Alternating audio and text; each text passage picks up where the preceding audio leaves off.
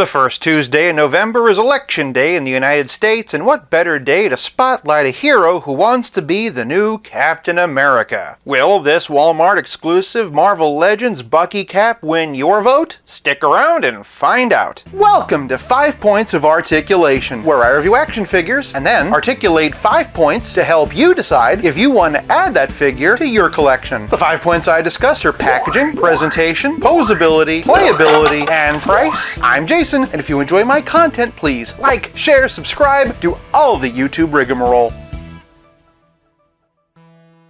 Starting with the packaging, and Bucky comes in a windowless box. It does have that Avengers Beyond Earth's Mightiest branding though, which means a very character-appropriate red, white, and blue box. If the lack of window wasn't enough to hide the figure, he's also mostly hidden by the shield. We get some Bucky cap artwork on one side, a digital render on the other actually showing the figure, and a much better action shot on the back showing the figure and accessories. Having just reviewed the new Mindless One-Wave blade really brings into focus how much I miss those windows, and while the rest of the box does an okay job showing off the figure, this picture doesn't really make me want to look further. For packaging, I'm giving Bucky cap half a point. Moving on to presentation, and our brand new Bucky cap stands at 6.5 inches. While the original Bucky cap became the base body for a bajillion Marvel Legends, this one actually has quite a bit of reuse itself. Primarily, Bucky shares parts with the new Vulcan Buck. They have the same arms, including this glove line sculpted into the forearm. They also have the same groin and pinless legs. As far as the boots are concerned, I'm actually not 100% sure. At first I thought they were the regular Captain America boots, but side by side that's definitely not the case. Then I thought that maybe they were the same boots as Hawkeye, and while they are more similar, the wrinkles simply do not match. If you happen to know, sound off in the comments below. That said, let's take a moment to focus on what I know is new. From the top, and we have a brand new head that I have some mixed feelings about. The sculpt is fine and does match what he looked like in the comic, but if you look closely you can definitely see some sloppiness around the edge of the mask, and also that the A isn't exactly aligned. Will I notice when I'm standing at a distance and it's on my shelf? No. I will say, despite that, the printed details on the eyes and mouth are aligned right, and they do look very nice. Turning to the other side, there's a little bit of sloppiness over here. I should be able to chip that off though. I'd also be remiss if I didn't point out that this more metallic design has been cast in marbleized plastic that extends down to the torso. Similar to the mask, there is a little bit of sloppiness to the star. The one on the back is pretty much fine though, as are the ones on the shoulders. Forget Captain, apparently Bucky's a 4-star general. The stripes have been painted and they look very nice. I really like the pearlized white that they use for this figure. In fact, the different finishes are one of this figure's strongest features. You've got the metallic red, white, and blue, the matte finish for the black bodysuit, and the glossiness for the boots. Granted, I'm not sure how I feel about the gloves being glossy, but altogether those different finishes really elevate the figure and make it feel fancier than it is. So fancy that it almost takes away from some of those paint issues.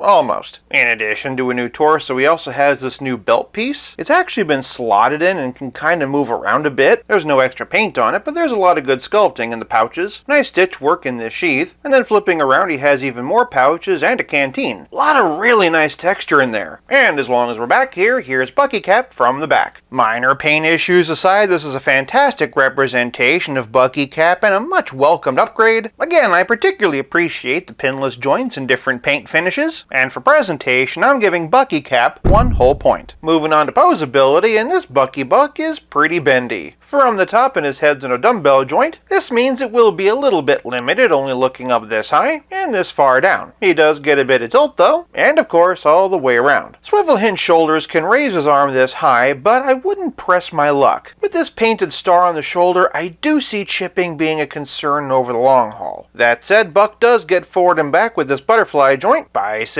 swivel, pinless double-jointed elbows with a very deep bend, and swivel hinge wrists. Moving to the middle, and Captain America has an ab crunch and a waist swivel. He can arch back this far, which is much better than the Wolverine we looked at in the previous video, and he can hunch forward this far, which is fabulous. No tilt, of course, but he can twist, and luckily the sculpt of the stripes don't get in the way. The stuff on his belt, however, kinda does. below the pouches, and Bucky has ball-jointed hips. He can kick this high, which is pretty decent, but while he can split this wide, do watch out for those pouches pulling away from the body. Traveling on down the legs, he has thigh cut, pinless double-jointed knees, boot cut rotation, and Marvel Legends ankles that can hinge and pivot. Altogether, and the articulation on this Bucky cap is everything that he needs to charge into battle to protect our liberty. So for posability, the brand new Bucky cap gets 1 whole point. Moving on to playability, and Bucky cap has no less than 5 accessories. Naturally, he has his shield.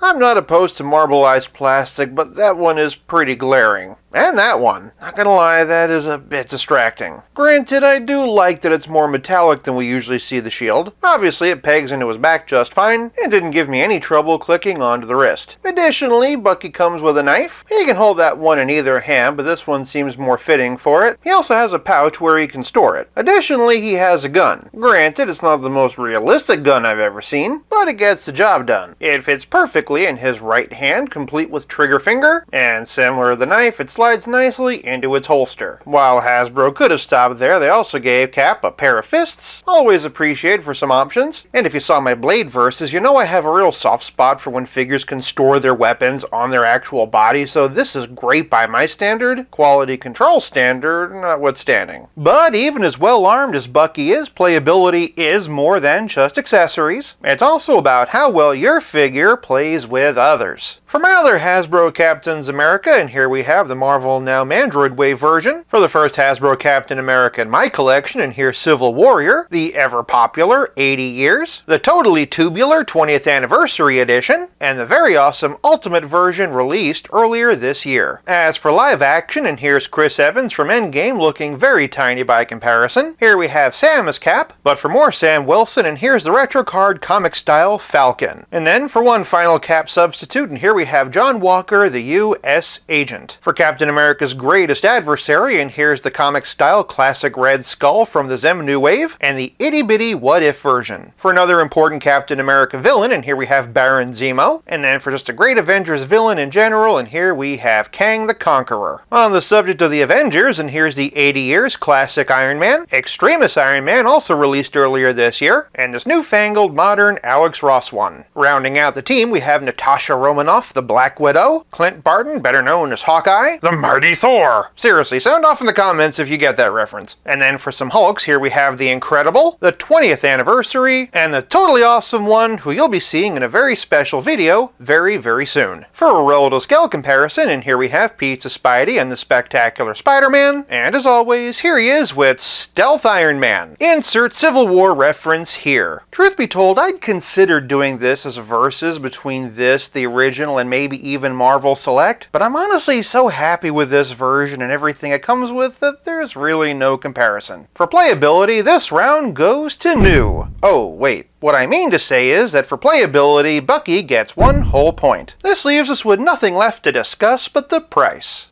As previously stated, the new Bucky cap is a Walmart exclusive and retailed for $24.99, and notice that I put that in past tense. Bucky is long since sold out on Walmart.com and is currently only available through third-party sellers for much, much more. And of course, trying to find a Marvel Legend Walmart exclusive in-store is nearly impossible. If you can find him at your store, great. Otherwise, you might just have to wait till he's wholesaled at Ollie's before you can save a buck on this buck. Due to availability more so than cost, for price I'm giving Bucky half a point for a still very admirable total of 4 out of 5. Which Steve Rogers substitute do you prefer, Sam Wilson or Bucky? Sound off in the comments below. If you like this video, check out one of these. Thank you so much for watching. I'll be back again real soon, but until then, play nice and have fun.